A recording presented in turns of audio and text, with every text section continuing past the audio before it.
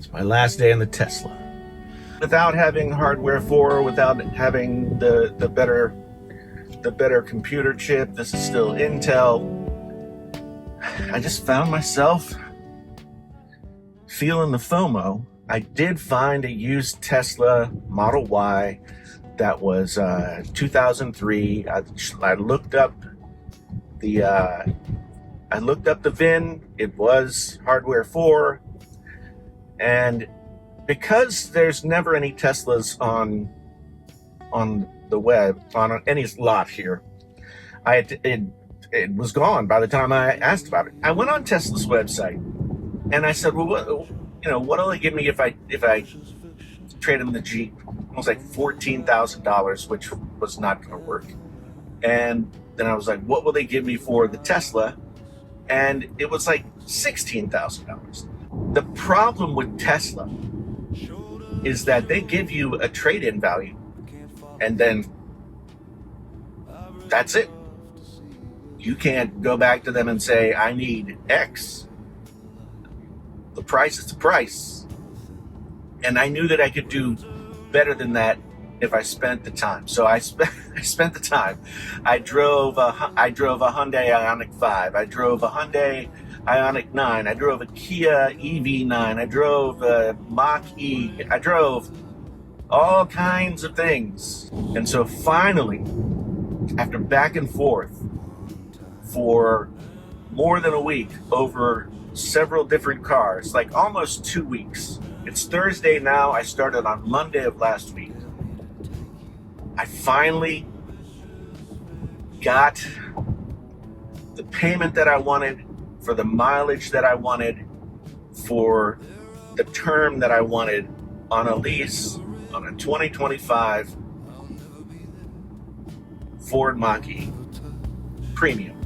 This kind of night in its darkness, I could take you. So why did I ditch the Tesla after just a few months? Well, I initially really liked the minimal sort of design of the whole thing. I didn't find it to be entirely practical. Using the center screen for everything, it's fine.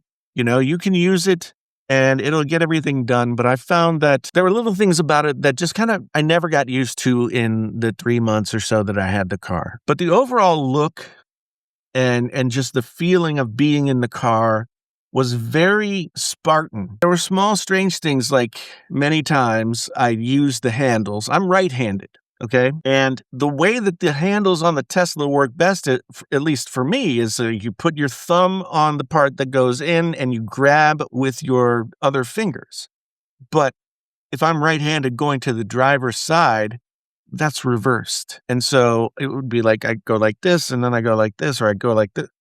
It just wasn't the best situation. And I can't believe more people don't complain about it, because there are more right-handed people than left-handed people. And once the initial fun wore off, some of those things just started to bug me. As much as I loved FSD, I did not want to pay extra for a feature. I just didn't want to pay extra for what I consider the killer app of the Tesla. It used to be $15,000 to buy it outright.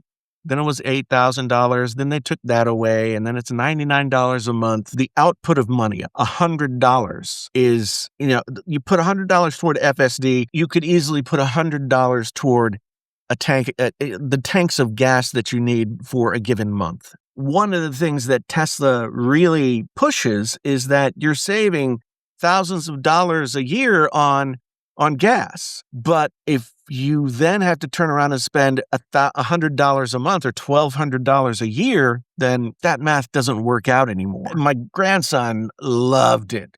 He was like, can it drive itself? And I was like, yeah. But then, after month 1 went by, I was just like, man, I don't want to drop another $100. I like to drive. I'd like to have my hands on the wheel. I like to, get into that zone.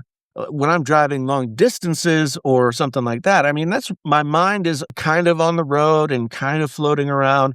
And I think about things and I get all kinds of different ideas. Just sitting here with my hands, and I didn't know what to do with my hands. And then there were weird little things about the infotainment screen and other stuff that bothered me as well. Some of those things, like, I didn't notice at first. The clock was in the upper right-hand corner of the screen, and it was laid over top of the map. So it was almost impossible to see most of the time.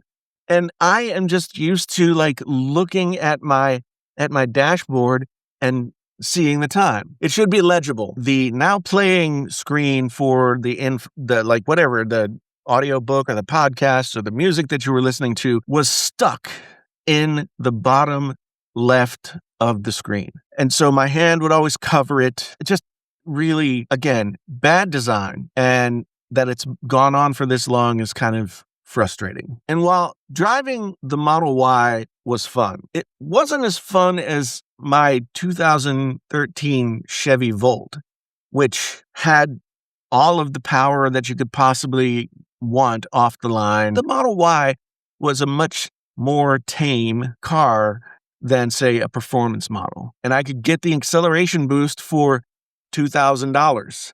But that to me just makes no sense. Like, why would you lock something behind a software paywall when it's a capability of the vehicle?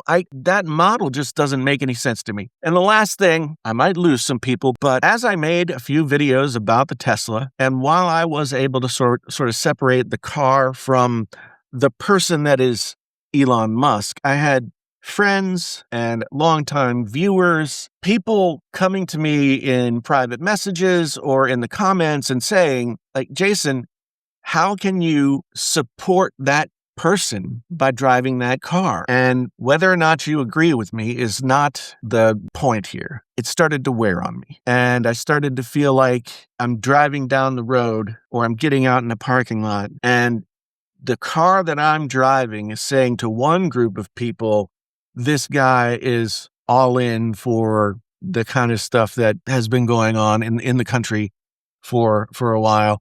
And for another group of people, it would be the same thing, but it's like a for and against. Because I am somebody I've run for office 3 times. Okay. I was a precinct captain for Bernie Sanders in 2016. That just kind of started to wear on me. I drove the Kia EV9. There were no EV6s because the 2025s are all gone. I drove the Ioniq 9. I drove the Ioniq 5, and I drove the Mach-E. There's not any stock of any other kind of EV anywhere. The Chevy Equinoxes, Chevy Volts, a few Chevy Blazers, a few things that are listed online as used, but those 4 cars I drove. Ultimately, there was only one Ioniq 5 on the lot, and there were 3 2005 Mach-E's sitting there, and the model year for Ford ends on April 30th. Like, I continued to just work and work and work to try and get the deal that I wanted to get on the Mach-E. So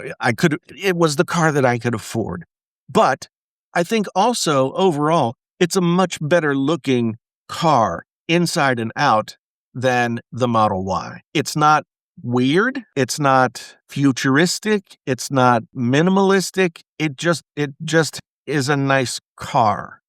It's not white. Driving around in a white Model Y felt like I was one of the pod people. I know that was the free color, so everybody got the free color, but man, after a while, I just didn't want to be another guy in a white Model Y. I got the premium trim here with the extended range battery, so 300 miles of range, and the B&O stereo system with 10 speakers. Sounds as good, if not possibly better than the Model Y in terms of the audio. The vegan leather that they use is more supple than the vegan leather that Tesla uses. There are different textures in here. There is like a speaker grill kind of cloth here. It just looks really nice. One of the knocks against the Mach-E since it came out, mostly from people who are purists about the idea of this being a Mustang, is using the Mustang name.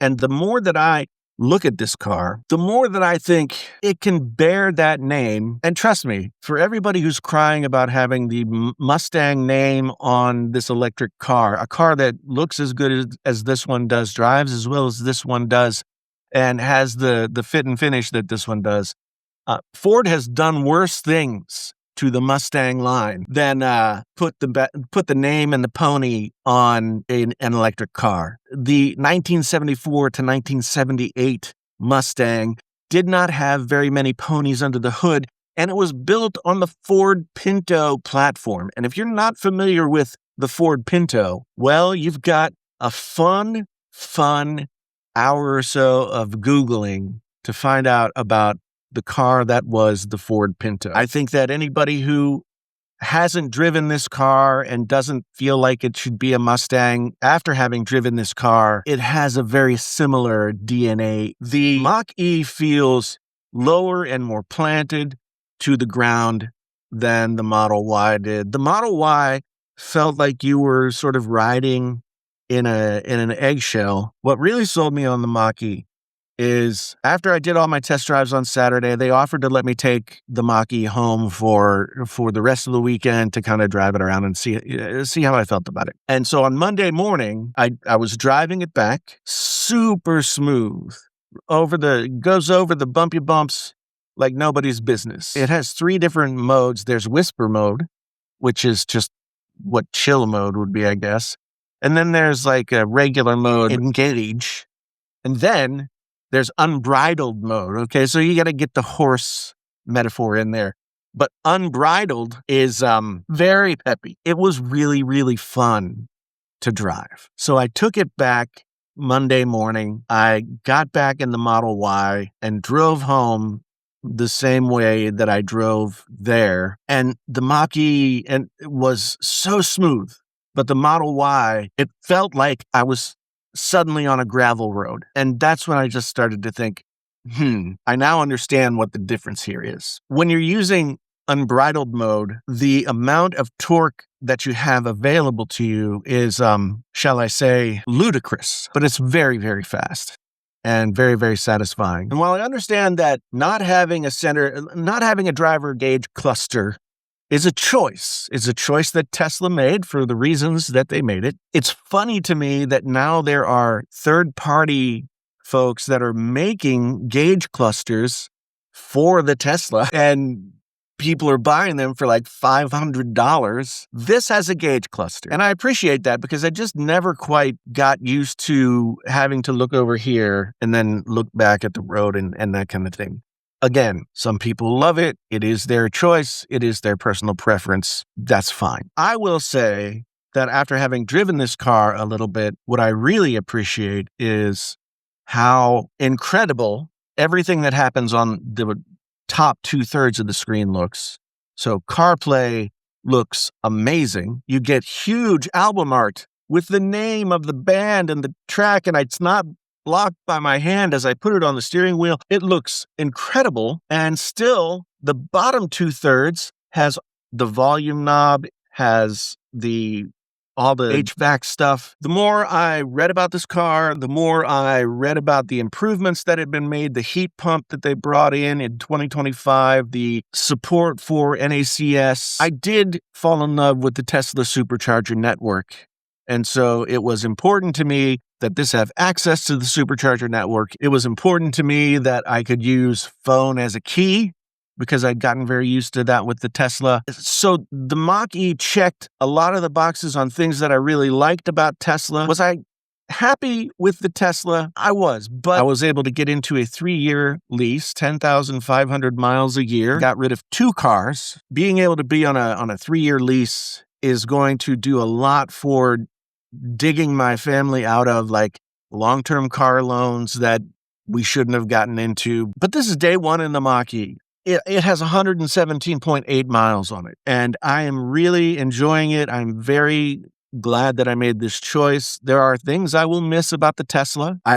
If Tesla had a person that I could talk to and a place that I could go to and I could test drive a car and then try to buy it or lease it, it would be a different story. But That's not how they do it, so I had to look elsewhere. And in 3 years, I'll be able to get out of this and into something else, or maybe I'll just keep this. To have choices and have no negative equity is such a wonderful thing. Tell me what you think down in the comments below. I'm sure you've already been down there typing away things that you don't like about what I've said, or maybe someone's agreeing with me.